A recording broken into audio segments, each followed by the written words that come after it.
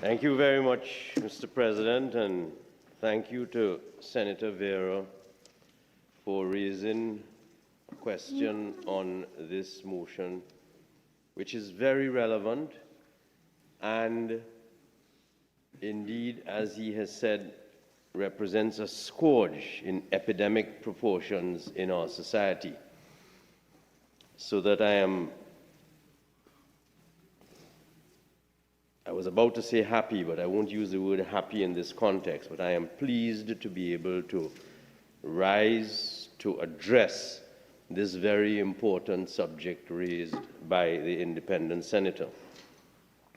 We have in Trinidad and Tobago the Domestic Violence Act, which has been amended from time to time, which is a very comprehensive piece of legislation.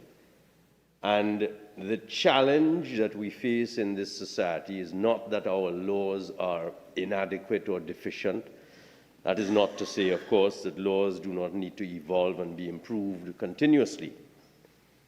The issue of domestic violence in Trinidad and Tobago is a critical social crisis. As policymakers, I agree with the senator that we need to address it seriously, and we must leverage all available mechanisms to protect not just the victims, but to rehabilitate the offenders and restore harmony in the family, because by and large, domestic violence impacts families that are fractured. Mr. President, counseling orders as provided under Section 6 of the Domestic Violence Act, which the Senator has referred to, are among the tools available to us in Trinidad and Tobago. And the truth of the matter is that our courts, some very significant courts that have been brought into being in this country relatively recently by significant amendments, are working hard at the very issues that the senator has pointed out. Of course, we have under Section 6.1, we have the normal injunctive relief that can be applied for to protect the victims from the offenders, most of the time being members of their own family. But additional to the injunctive relief that can be applied for by a victim of domestic violence, there is Section 6.1b, Romans 8 of the Act, which I believe the Senator has referred to, which authorizes a court to issue protection orders directing respondents, and the respondents would be the persons who are the abusers, the applicants, that is to say the persons who are being abused, or their children, to receive counseling or therapy from approved persons or programs. The point is that there is already existing the legislation that allows for this.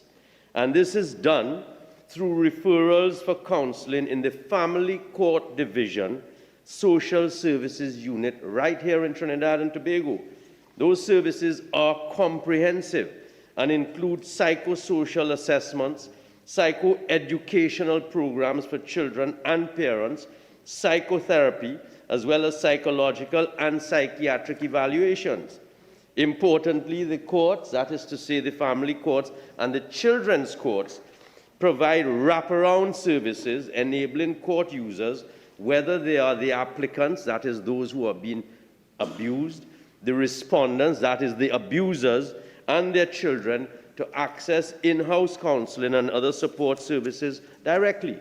So it is not that we don't have the enabling framework within which to address this problem that is plaguing our society and is a scourge. The judiciary of Trinidad and Tobago, Mr. President, has provided some valuable statistical data which shed light on how counseling orders are being currently utilized. Permit me to give some statistics in that regard. In relation to family court referrals, between January 2023 and November 2024, 336 individuals, comprising 605 applicants, that is to say, those who are being abused, 543 respondents, that is to say, the abusers, and 188 children were in fact referred to the social services unit for interventions such as counseling, psychotherapy, psychiatric assessments, and psychological evaluations. This is being done by our family court in addressing the problem of domestic violence. So it's not just about whether the police are protecting and responding to complaints. Our court systems are designed to address this scourge. And the data that has been provided by the judiciary highlights the efforts made to connect individuals with critical support services. However, unfortunately, compliance remains a challenge. 697 individuals, including 89 children, 301 applicants, and 307 respondents, did not fully comply with the court's orders in that period that I've identified, 2023 to 24.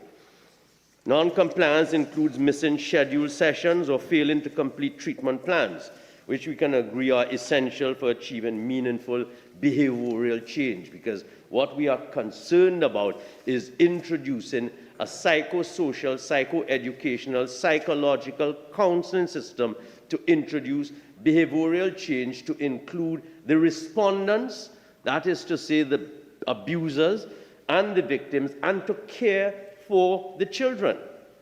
Turning our attention to the data provided by the Children's Court.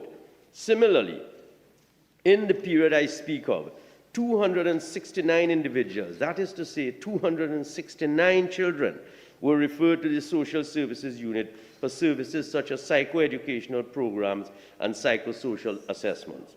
Of these, 156 individuals did not achieve full compliance, highlighting an urgent need for stronger measures to ensure participation. And part of the challenge that we are having in our society is that not sufficient resources in terms of the persons, the skilled persons, are being given the support to apply the systems that exist in our society. The data indicates that while many individuals adhere to court-ordered referrals, there remain notable instances of non-compliance. And to address this, our courts currently employ various tools to track compliance, including the involvement of social workers, child and family facilitators, and probation officers. Their assessments are incorporated into you have 2 more minutes. Thank you. Into progress reports submitted to the court, providing critical insights to inform further judicial outcome. So we have that challenge where we have to get more of our society involved to understand that there is a compliance issue to introduce behavioral change.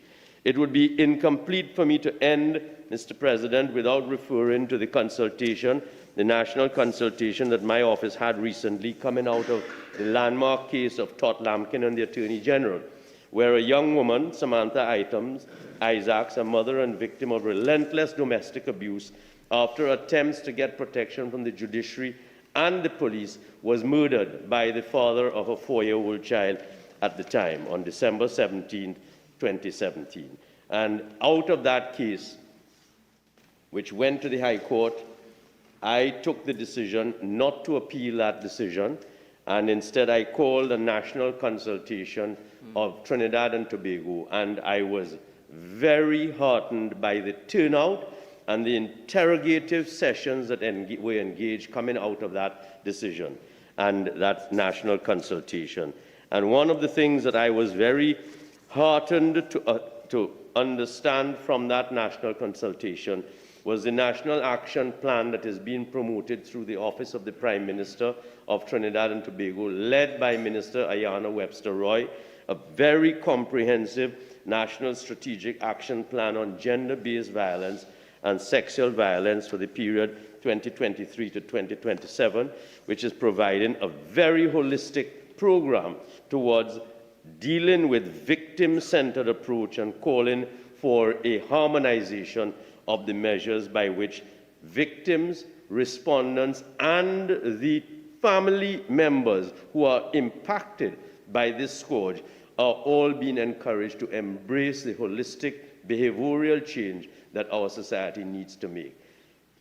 Something that has come across to me very, very clearly, Mr. President, in the undertaking that I have been embarking on since getting involved in this area, which is, for me, deeply disturbing, is the culture of silence that exists in our society.